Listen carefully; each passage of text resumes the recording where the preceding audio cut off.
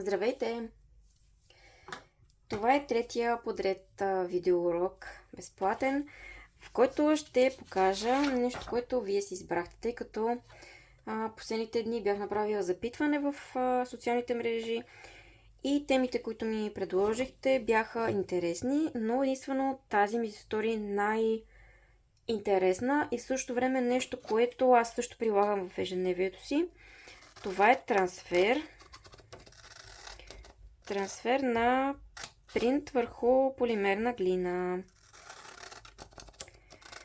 Сега, аз съм си принтирала един лист. Честит празник! Как съм го разпечатала? Разпечатала съм го ето така, наобратно. Нали? Реално ето това трябва да се вижда, когато се сложи върху глината. Разпечатано е върху обикновен лист хартия А4. Мастилото е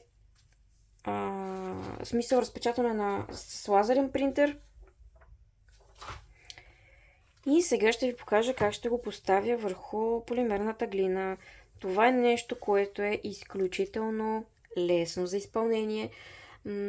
Въпреки че толкова техники съм гледала, някои от тях доста сложни за изпълнение, не съм намерил до сега нещо, което да работи, така както този метод, който ще ви покажа сега. За основа, върху която ще добавя текста, аз съм избрала белия цвят. Бялото е най-така да се каже стандартният цвят и на който мога да поставя надпис. Няма да ми е толкова ангажиращо и съответно след като го направя този надпис, аз утре мога да си довърша декорацията и да си добавя някакви цветя, примерно, за да мога да я обогатя и да я завърша. Умекотявам бялата глина.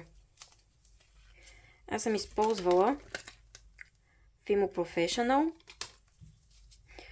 Не за друго, просто защото блокчето е по-голямо и съответно ми е доста по-удобно за работа. Която и глина Fimo да вземете, няма значение. И Soft и Professional. Soft обикновено са една идея по-меки. И ако сте съвсем начинаещи, ще ви бъде по-лесна за работа, за умесване. Когато сетите, че вече започва така по-лесно да се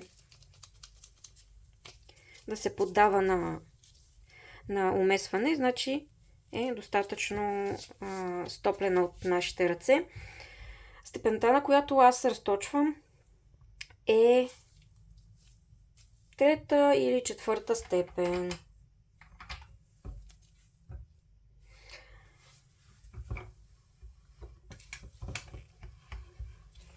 Ако нямате преса за глина, за начало може да го направите това нещо с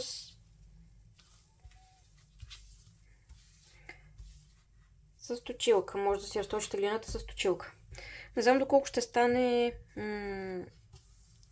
така равномерно разточен пласта, но опитайте. Само искам да видя, това е на 3-та степен. Дали не е прекалено дебело? Не, добре. Само искам да ви покажа какво имам предвид. Ето това е дебелината на разточеното парче. Относно принта, казах ви, принтирано е на лазерен принтер и съответно огледално. Поставяме върху глината. Преди това върху глината няма абсолютно нищо. Поставяме само разпечатката. Ще ползвам този инструмент като тип валеч. Просто за да съм сигурна, че целият надпис е достатъчно добре прилепнал към парчето глина. Оставям го настрани. И няма да повярвате с какво ще ви ангажирам вниманието, но тъй като този метод може да ви изглежда изключително труден на първо време и нямате представа как става, но ще видите, че е толкова лесно, че няма да повярвате изобщо. И съответно, докато това стане, надписа Ето това е нещо, което може да бъде като занимание за вашите дечица. Знам, че много от вас са по майчинство и се разкъсвате буквално на две места да работите и да гледате дечицата. Това е вариант, в който и вие да творите, да твори детенцето и в същото време да бъдете заедно през това време. Вие да може да помогнете на семейния бюджет, детенцето да бъде ангажирано с вас и да прекарвате ценно време заедно. Този комплект не случайно съм го избрала, защото тук е използвана същата техника, която ви показвам сега. Тоест, това нещо първо, че е изпитано, второ, че се препоръчва и от Фимо, като техника. И следващото нещо, по този начин ще може да покажете на детенцето, че и то може да създава такива декорации, които създава мама. Че и то може да използва тази техника, която прави мама. И съответно да се почувства като голям човек.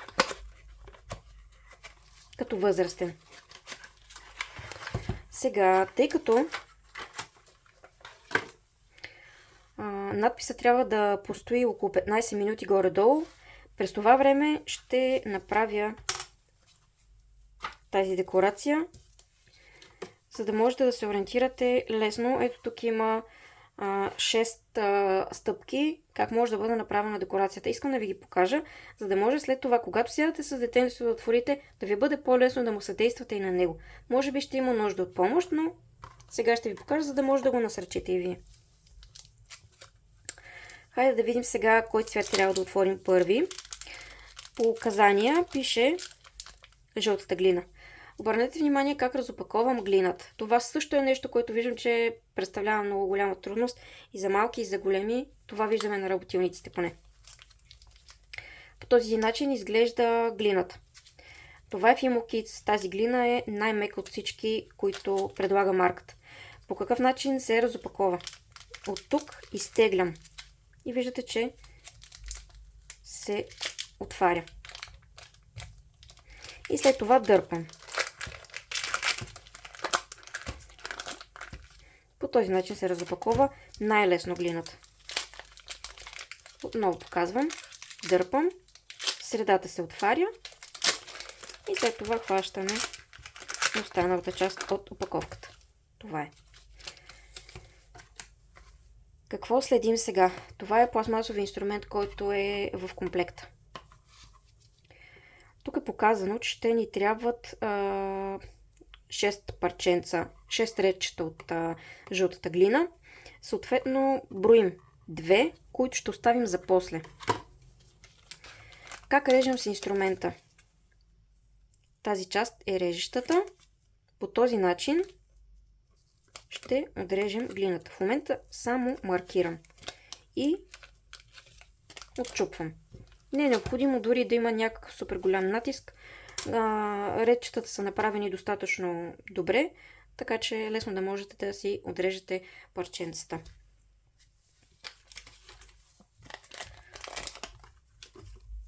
От това трябва да умесим и да направим тялото на зайчето. Тялото представлява едно яйцевидно топченце. Ето това е. Умесваме. Обяснете на детенцето, че глината има необходимост да бъде стоплена в ръцете ни. Затова трябва просто нежно да я стопли. И тя ще стане по-лесна за работа. След като стане по-мека, вече ще помогнете на детенцето да си направи топченцето. Обикновено това е по-трудно за детските ръчички, защото топчето се получава голямо, ръчичката на детенцето е малка. Така че ако усетите, че има нужда от вашата помощ, помогнете му.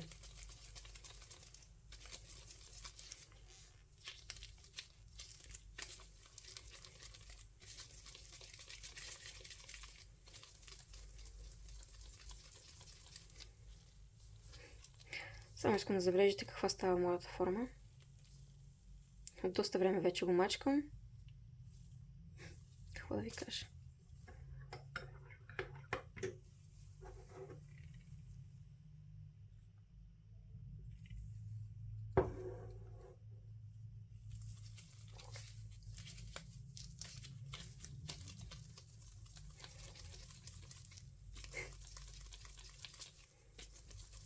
Явно. О, няма да се отърва тази форма, да? Парченцето е прекалено голямо и ми се струва, че аз не трябва и да натискам и да не натискам. То се става се на такава форма на... Едно време имахме такива пумпълчета. Формата ми се струва същата. Сега направих топченцето, най-после успях да го направя. Сега по какъв начин може да го направите яйцевидно? Естествено, че това нещо изобщо не е задължително. Обяснете на детето. Каквато и формичка да иска да направи, просто да си я направи. Сега по този начин го оставям върху плота. Това ще бъде тялото на зайчето. Сега оставете на детенцето да се избере някакво личице, което иска да има неговото зайче. Сега, кое избираме обикновено ние с момичетата? Избираме или това, заради зъбчетата. Но това е моето мнение. Децата обичат тези. Поне вас и си обичат тези, които са с сърчицата. Така че се чудя всъщност кое да избера, кое би било най-подходящо. И ще наложа да видим. Това малко ми се струва. Ето това. С по-големите сърчица. Режете само личицето, което сте избрали. И махате всичко ненужно отдолу. Както в случай има някакъв надпис. Махате него.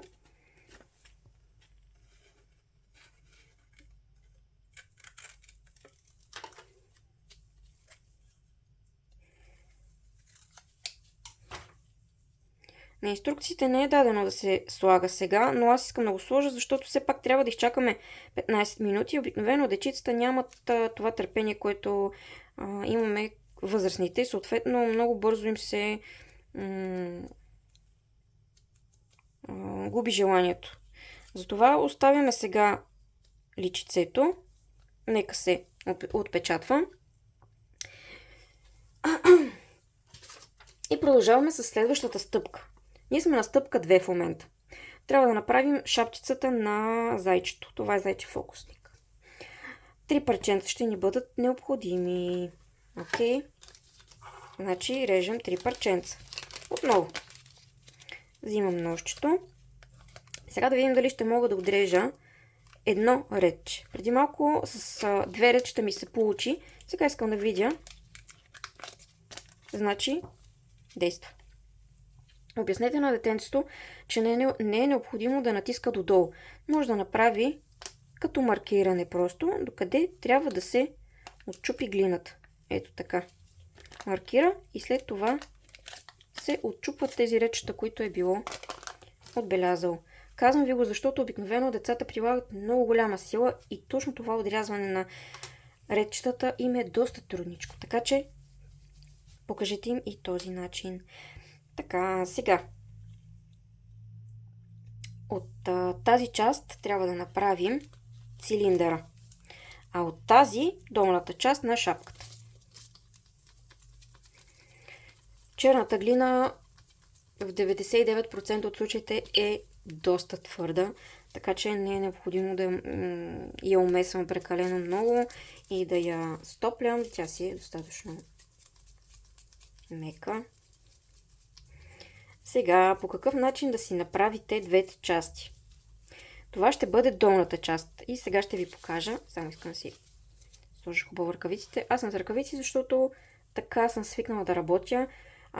Още повече, когато цветовете са светли, много по-лесно ми е по този начин, защото няма да ги цапам.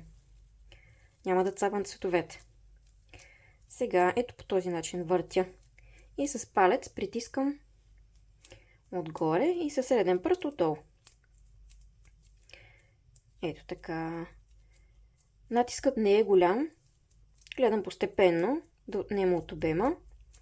И така минавам и по крайчетата, за да бъде равномерно. Сега оставям го на работния плод. И сега искам да направя горната част на цилиндъра. Как я правя аз? Имам от едната страна приплъзгащо движение без натиск. Само приплъзвам леко напред-назад. Така, сега. Какво трябва да направя? Ето по този начин трябва да си оформя цилиндърчето. И след това ще поставя върху шапката. Върху долната част на шапката. Сега, какво искам да направя аз? Ето тук, примерно, тази част ми се струва, че ще изглежда по-добре, ако е малко по-широка.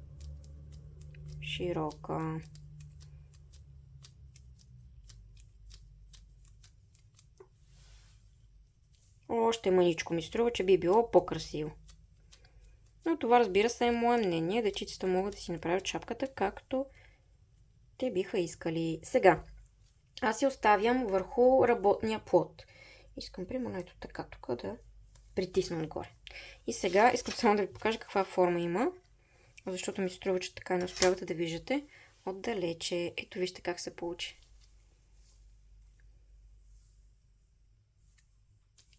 Такава е формата. И я оставям за сега така. Трябва да направя ушенцата. Колко ще ми е необходимо? Едно парченце разрязвам на две. Един ред. Добре.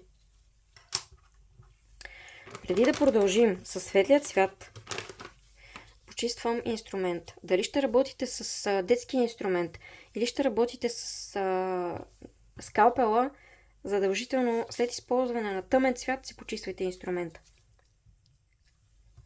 Защото иначе ще изцапате светлата глина. Така, я да видим сега дали ще могат да се разделят. Ами разделят се прекрасно. Разделят се прекрасно. Сега разделям на две. Сега показвам по какъв начин може да се направят еднакви парченца. Нали, искаме да направим еднакви ушенца. Еднакви като големина. Първо правим двете топченца.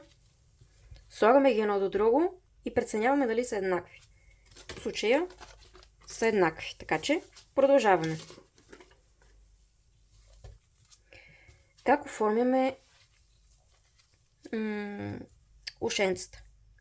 Отново при плъзгащо движение само от едната страна. Каква е целта?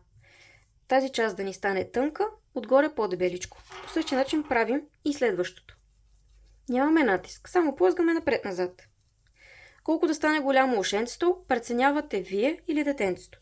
Отново казвам, всичко е на око, както ви харесва на вас и на детето. Сега, в случая на мен ми се струва, че ушенцата станаха прекалено големи, сякаш не ми харесват чак толкова много и си мисля дали да не ги скъся малко. Преди да продължа, искам да почистя. По този начин става почистването на глината. Хващаме мократа кърпичка от всички страни, държим, палецът ни е вътре и с поглаждащи движения почистваме. Хем изглаждаме неравностите, хем почистваме. Две в едно. Сега, дали да отрежа? Да, струва ми се, че ще е по-добре, ако отрежа, примерно, отдолу. Така ми се струва, че ще е по-красиво. Обаче тук е показано, че с инструмента има ето такива черти. Окей, правим ги, значи. Отново си почиствам инструмента. Ето с тази част е показано. Не с острата, а ето с тази част. Така правим и ние тогава. Така. И тук по същия начин. Добре. Сега аз отстранявам от плота с ножчето, обаче се притеснявам да не си разрежа плота, така че нека да продължим с пластмасови инструмент. Сега трябва да сглобим шапката. Шапката и ушенцата. Как ще го направим това? Преди да сме поставили върху фигурката, слагаме едното ушенце от едната страна и другото от другата. Каква е идеята? Трябва да имаме хубава спойка от тази страна и отдолу. И тук по същия начин. За да не паднат след това ушенцата. Вижте какво стана. Вижте как хубаво се отбеляза. Сега да видим дали е готово. Ето го резултата. Значи сме се справили. Щом това е готово, сега трябва да видим дали другия надпис е готов. Тук ще си завършим декорацията, но нещо пропускаме. Това зайче няма ли да има ръчички? Хайде да му направим и ръчичките на зайчето. Пак по същия начин разделям на две. Тези ръчички ми струва, че ще станат прекалено големи. И ще отделя ето такава част от тях, за да направя опашката. Няма да е зайче, ако няма една пухкава опашка.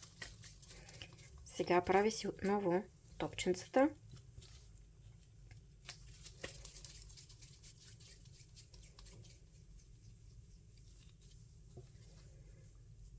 И по подобен начин, както направихме ушичките, по същия начин с приплъзване правим и ръчичките. Обаче сега имаме и една пръчица. Ето така ми се струва. Даже дали не е голямо това парченце. Не, така е показано половината ред, че добре е. Правим пръчицата. Нали имаме зайче фокусник. Опа. Я да видим. Доста по-големичка стана, отколкото си мислех аз. Значи много правилно съм преценила. Прекалено голямо е парченцето. Ето така, до тук ми се струва, че би било много по-подходящо като размер. Я да видим. Дали ще се получи така. Много по-добре. Така, сега слагаме ръчичките. Едната ръчичка от едната страна, другата от другата. Виждате, че ги слагаме горе-долу на едно и също ниво. В случая мисля, че абсолютно на едно и също ниво ги слагам. Сега, ето тук, примерно, си държи пръчицата. Може да бъде и леко изправена горе. Сглобяваме тялото с шапката. Виждате колко красиво се получи обаче. Така. И отзад слагаме опашлето. Така. Значи, детската декорация се получи. Ето това е сладкото зайче. Искам само ето така. Позиционирам си го. Така. Първо си почиствам ръцете, защото пипах черната глина последно. Почиствам ръкавиците и сега момента на истината настъпи. Да видим дали е успял да се отпечата надпис. Я да видим.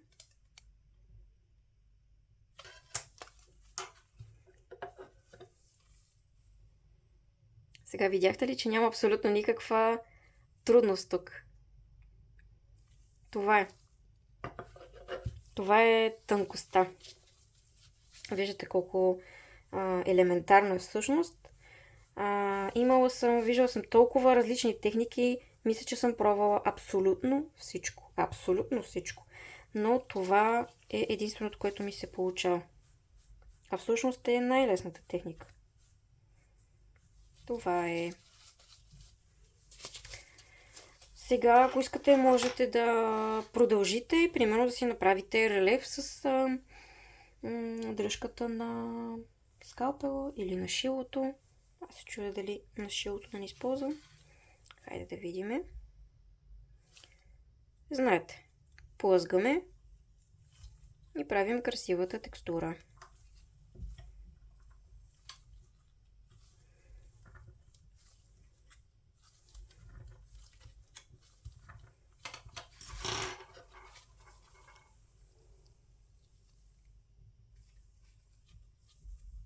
Ето вижте аз какво не успях да почистя добре. Вижте как има очертания отдолу и отгоре.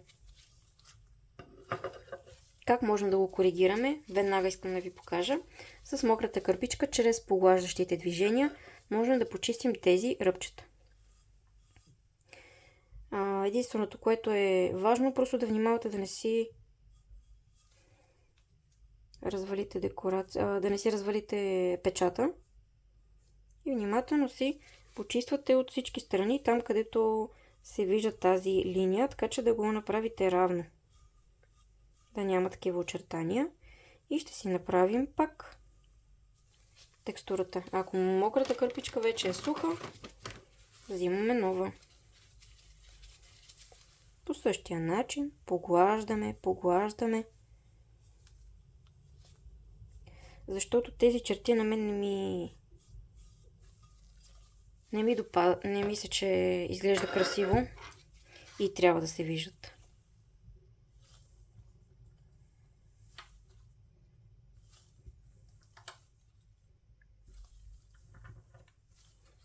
Натискът гледате да бъде равномерен.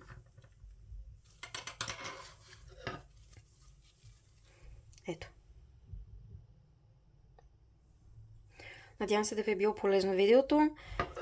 Печете си декорацията така както сте правили до сега. Аз обикновено имам определена температура и време, за което си изпичам изделията. Ще оставя в описанието специален промокод, който ще може да използвате, ако желаете видеоурок, който да бъде на запис. Може да разгледате в сайта какви има налични. И така. Ето това е декорацията, която би трябвало да е изработена от тази детенце. И това е тази, която ще може вие да си изработите. Благодаря, че изгледахте видеото ми. И ще се видим отново следващата седмица. До скоро!